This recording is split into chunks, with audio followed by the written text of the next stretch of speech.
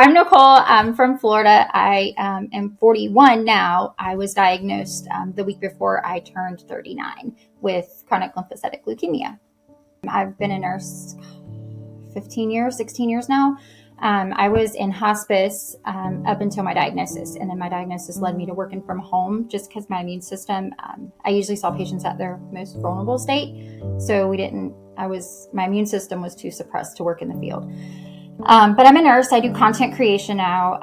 I work for a company who I do all of their corporate regulations. So for healthcare, I'm a mom of 3. I've got 3 teenagers, almost 13, 17, and almost 18. Single mom, been single for a while, focused on my kids. I have 2 dogs. I have my golden retriever, who's like my best friend. She's almost 13, and my doodle, who's 5. When I was working in the field, I was in the hospital setting. I was the hospital liaison for the hospice agency I was working for. And I thought I was getting run down because during the pandemic, the hours were ridiculous. The caseload was heavy. What we were seeing was heavy, especially in the healthcare field. I thought that that's what was wrong. I was so tired, and I would come home every night and I've always been able to, even tired, I've been able to get through the day. And I was just like to the point where I would lay on the couch. It was like all I could do to force myself to get up. And I was like, man, something's wrong. So I actually went to the doctor, and I was like, I don't know can you check, see if I thought maybe I was going into premenopause because I had a medical hysterectomy years ago. And I thought, maybe it's pushing me into menopause early or something. I started having a little bit of night sweats, nothing too big. They ran some tests. They said, oh, you have an infection. I was like, didn't know that, but okay. So they gave me some antibiotics, and I moved along, and my white blood count was a little elevated, but my symptoms didn't go away. So I kept going to the doctor. I'm like, I feel terrible. They gave me B12 shot. They put me on antidepressants and said that maybe I was having post-COVID fatigue. It was July before I was diagnosed. I've had the same hairdresser forever. She was literally doing my hair, and she's like, you are full of lumps and bumps. You need to go get you a massage. And I was like, what? And she goes, you feel all that? And I was on the sink bowl, she's washing my hair out. And I'm like, no. So I'm starting to feel. I was like, oh my gosh, what is that? She goes, I don't know. So I don't feel it. It doesn't feel, but I can feel them.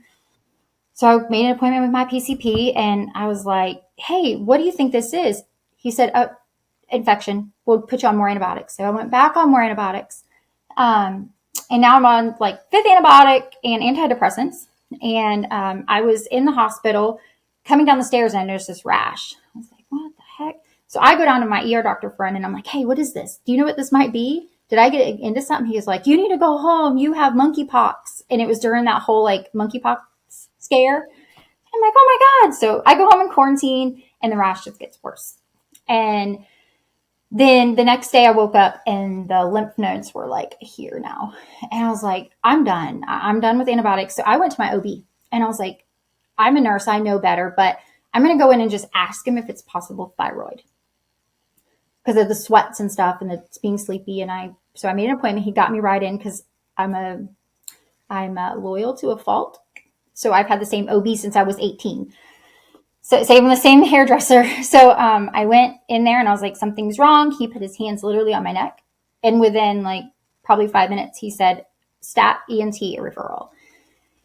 And that kind of started the ball rolling. There is something very real and emotional about going from the nurse to the patient. Let me show you.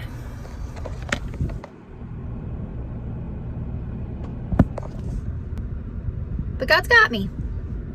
I'm going to do this. Here we go. I was frustrated because I felt like in my way, I was like, maybe I am just overwhelmed because I felt like everybody was a little overwhelmed at the time, especially during the pandemic and everything, but I didn't believe that I was depressed, but I thought, well, maybe it's just situational depression. There was no situation or incident that took place. And he did put me on a low dose antidepressant, but still I was like, I've never had a problem with, but whatever. So, yes, I didn't feel, but I also stubborn, and I was like, I don't want to, I just wanted to chop it off. So let's just get it better and move on. Like, I just wanted to keep going to work. And every time I had to go to the doctor, it was time away from work. And that was really complicated because I needed to be at work to make my paycheck. It was my OB ultimately that sent me to the ENT. It took me a little bit to get an appointment because it was a specialist. But he called over there and he's like, look, I know this girl. I know her as a patient, and I actually did an internship with his office when I was a new nurse years ago. And he said, something's going on. So I called every morning and finally got in within a week. I met the doctor, ended up going to an office about an hour away from my home just to get in, but same doctor. I got in and literally she didn't say much. Like, she felt around on my neck and she's like, I'm going to order a CAT scan. And I was like, okay. And she goes, they'll be calling soon. So just make sure you have your phone on. I didn't even get checked out and they were calling me to schedule it. And she had put it in for stat. I literally pulled out of her office and went directly for my CT. It was about 2 days later that they called me, and I guess it had to go because my OB was trying to manage it all because I bypassed my PCP because he was just putting me on antibiotics. So my OB was like, okay, what do we need to do? And then they said we wanted to do. So I ended up having a lymph node biopsy done, and then I had the appointment with the cancer center. In the meantime, the rash progressed. So they had wrote me the referral after the biopsy just showed suspicious. Like, it didn't say much. But I'll never forget walking into that office and like never met the doctor or anything. I was laying there prepped for this biopsy. And when the doctor did come in, the first thing he said, he must have looked at a paper or chart. He's like, you're not the age of my average patient. I was like, okay, thanks. And as he's doing the biopsy, he's asking me questions as I have like a needle in my neck. I'm like, I don't know how to answer this. I was scared, but I kind of just was going through it. Like, it didn't matter. But the rash got really bad. So I ended up going back to the cancer doctor. And I was like, so he said, let's put you on some Benadryl. He's like, something's going on. I don't know what it is. But luckily that biopsy showed that there was something going on. Instead of having to take the whole lymph node out, they just were able to just take like a piece of the biopsy. So, and it gave them enough with the rash to go ahead and get an order for the bone marrow biopsy. And so, but from date, it was somewhere around the 4th of July. I was sitting at the hairdresser's office, and I will tell you, I was diagnosed and sitting in my very first treatment on September 28th, the day before my birthday. So it went that fast. From July to September, it was doctor, trying to work, take care of my kids. I don't think I wanted to let it process what was going on. And on top of it, I had not met my deductible, which was $6,000 out of pocket. So I was like in panic mode, I think, or survival mode, maybe. It wasn't until they got me an appointment in with Moffitt Cancer as well. But because my symptoms had progressed so bad, like I was short of breath because the lymph nodes were so large, that it was probably I got my first treatment on the 28th. The 29th was my birthday, and I got my second treatment. But then Hurricane Nicole, of all things, hit that next day. And so I had to miss my third treatment. But it was the second week, because they do the introduction week. And then the second week was that day that I was driving home from my 6-hour treatment, and I lost it. And I think at that moment is when I realized I have cancer. Like, all the days and weeks up to it, post getting my first treatments, it never hit me till right that moment. Driving home, I pulled over and I just lost it. I don't want to do this part. This is the stuff that sucks that I don't let people see. My stomach hurts so bad. I didn't want to talk to anybody. My mom had come over because I told her I wasn't feeling well from treatment, which wasn't true. I was really just going through an emotional journey at that point. And I think I went through all my stages of grief a little different. Like, it was, there was not the denial at first. It was more of like a fight at first. And, and I remember it was like 3 days. I didn't get out of bed. I didn't take a shower. I didn't nothing. I didn't eat. My room was upstairs. I didn't come down. And my mom finally called my best friend and said, hey, can you come over and talk to her? And my kids ultimately were my encouragement to get up.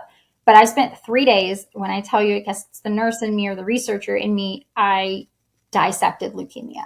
And I said, I will not be scared of you. I will understand you. So that's whenever I had the fish test done and all the different tests that go along with it, the clonoSEQ testing, and and I just at least found out where I sat, because I didn't know there were so many different types of leukemia back then. I didn't know all the different. I didn't know any of that. And I think that was the best thing I could have done was not get on Google, not research it, not look at all of those things, but try to figure out factually what it was and not try to compare myself to somebody else. I needed to know my numbers and where I stood, and because looking at my age and things like that instead of Google. I did an infusion. It was 6 months of infusions. And the way it started after the initial introduction, I did 6 months, which it was every 2 weeks, I think, and then every month. Gosh, I can't remember.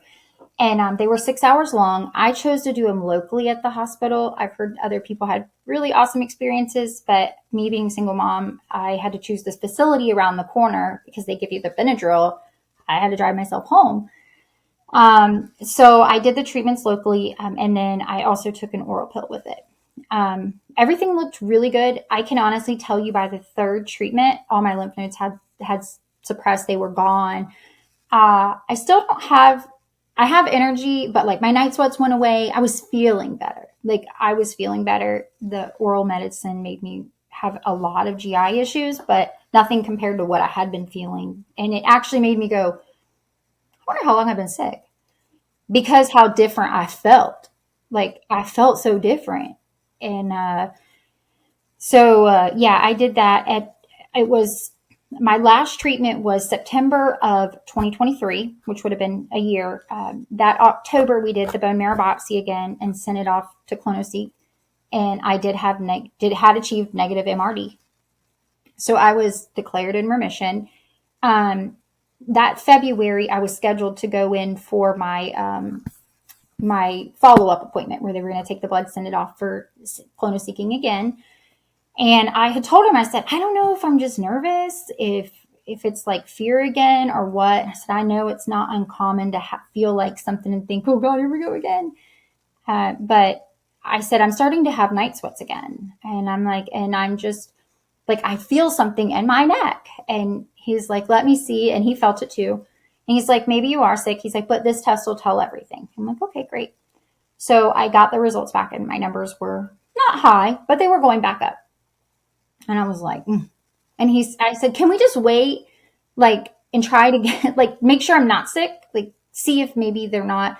He's like, no. But so we checked it again a month later because he does support me as long as I'm not, sick and they went up again. So we made the decision in July to start the treatment back, but we were able to still reintroduce the oral side of my initial medicine because I was within that short window of the numbers coming back. I've been back on that, and literally as of last week, I found out my numbers aren't budging. So my night sweats are still happening. My fatigue is back. I don't have any lymph nodes, but my numbers they didn't go up, they didn't go down since they got where they were. But I'm not in remission. So I have a PET scan coming up, and then we're going to talk probably him and my oncologist and my hematologist, which is a CLL specialist, which I highly recommend having. My oncologist is not afraid to say he is the expert. So they talk about it, and they together work on my treatment plan. So once we have the PET scan and have a better understanding, then we'll decide what I'm going to do next. I worry about my kids because I know they hear cancer and they freak out. I mean, I am all that they have, and they're like, that's my mom.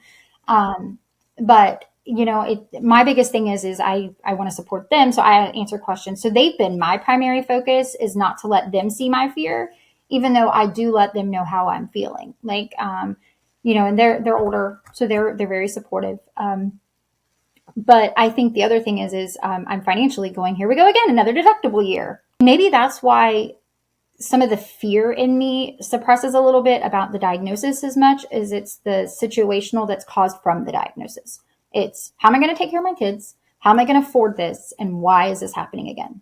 Like, I'm not so much scared of the cancer. I'm frustrated by what it does to my life as a person. And as a mom, I mean, it takes away sometimes what I want to do with my children.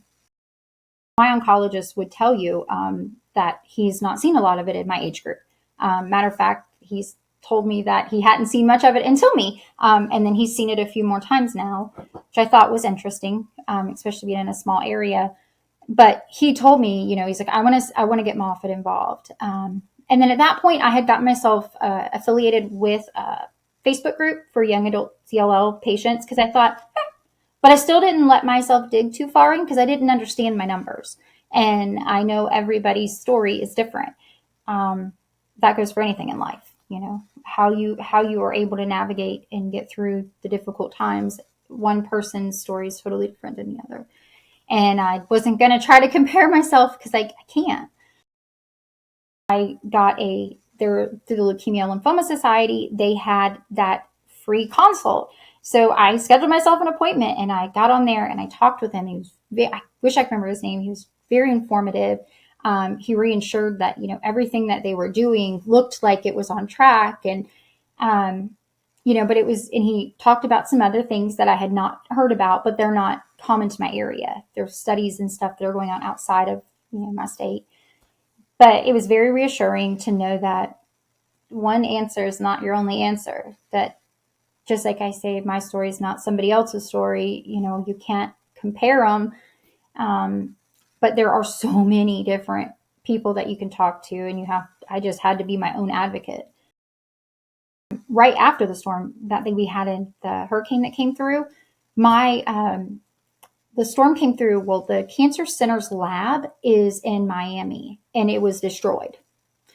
That's where they sent my bone marrow. And I was like, I am not going back through that bone marrow biopsy again.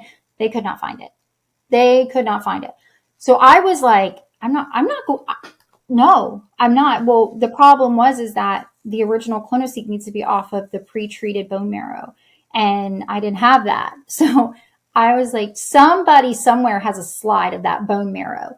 And I started calling around. So I called the lab who looked at it and I asked them, and then I got with the doctor's office when they opened back up and I was like, they have a copy of my bone marrow. And he's like, what? And he's like, how did you find out? I was like, I called. And I was like, can you please call them? And I was like, because until that clonoSEQ's never going to do me any good. I need my baseline. He goes, absolutely. So did I get hung up on a few times and told, we can't help you? Yeah. Or did I get told, you know, you have to have your doctor call? Yep. And I kept calling until I got the right person. I had issues with insurance getting my medicine. Oh, well, you know, you have to have this done and this done and this done because you don't meet the criteria. And I said, well, what do I do? I'm not 70 and I can't wait 30 years, you know, or, you know, the pharmacy thing was huge. I have a specialty pharmacy and then they sent it to the specialty pharmacy who says, well, now you've got to do a mail order, but the mail order doesn't take my insurance. And then being told it's $1,600 and then having to navigate through grants to pay for it. And I'm working class. I know that doesn't seem, you know, but when you're middle working class and you have a paycheck coming in, because I work still, I don't fit in a bubble anywhere to get financial assistance. And that made it very, very challenging. I have to say it definitely hurt me mentally because I had to tell my story to my family and friends. And I've always been very independent. And I had to say, I need some help, guys. And it was a humbling experience for me because I was always one to help people to say, I need some help now. And my family and friends started to GoFundMe. And I was worried about being judged because I do have a nicer house and a nicer car.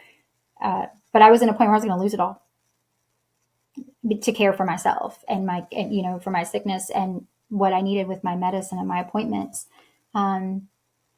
So there was a lot that went into that, a lot. So it was, it's a whirlwind. I still find myself a little vulnerable, or I can't ever say that word, but kind of shy to talk about it to friends and family So like they'll ask me about it. I'm like, oh, I'm fine. But strangers, ask me a question. I will give you as much resources as I can give you that I think are beneficial. I always try to tell people just take what you can, but understand your diagnosis first. Like you can't just hear CLL. You have to understand all the components to it and where you fit into that component, because you don't want to look at something else and think, oh my God, this is going to happen and this is going to happen.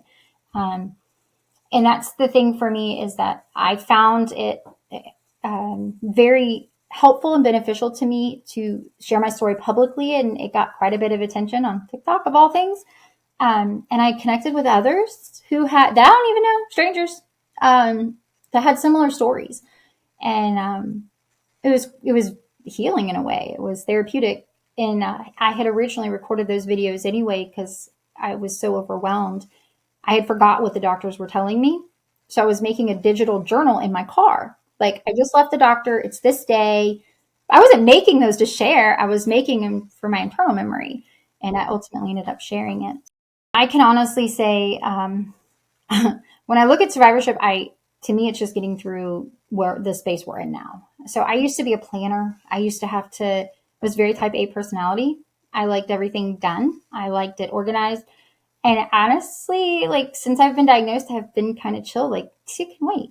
Like, I'm not gonna, like, before I would be like, okay, it's Saturday. We have to clean the house. I have to get the laundry done before we go do anything. And I would burden myself to do it all because I didn't want to have to come home to it. Well, now we'll leave and go do something, and I'll let that sit because it's still going to be there. And today is not still here. So I've learned, and that's something I never would have thought I would do, but I've learned to just live in the moment instead of fear of a dirty floor that maybe just has a couple crumbs on it, or dog hair that's going to be there when I get back home. It's not detrimental. It's not disgusting. I don't have to be so caught up in all of the little tiny stuff when the things that really matter, I was putting what mattered, like going and doing with my kids, on hold for a ball of dog hair. My hope is a little bit different. My hope is that they find a way that I hear too often about people getting ignored a little bit with this diagnosis and ending up where I was. And I really hope that they find, when I say hope, it's more of an advocacy thing. I want to help others to have hope that it's not as scary as it sounds when you first get diagnosed, and hope that in a few years that we won't have to just hear, oh, this remission this time, or this is where you're at. And I also want to see hope of it being more talked about. There's not, and I have many friends who have battled breast cancer, and I am so grateful that for their recoveries. But in October, everything's breast cancer. And I sometimes wish that there was more exposure to diagnoses in general, because I can't tell you how many times in a rural area like now, I can't find resources related to blood cancer. The ones that are around, I was told, like, my diagnosis isn't included.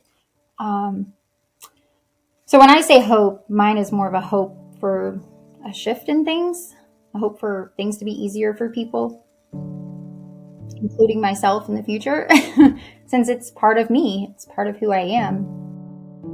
Your journey is your journey, and don't compare your journey to anybody else.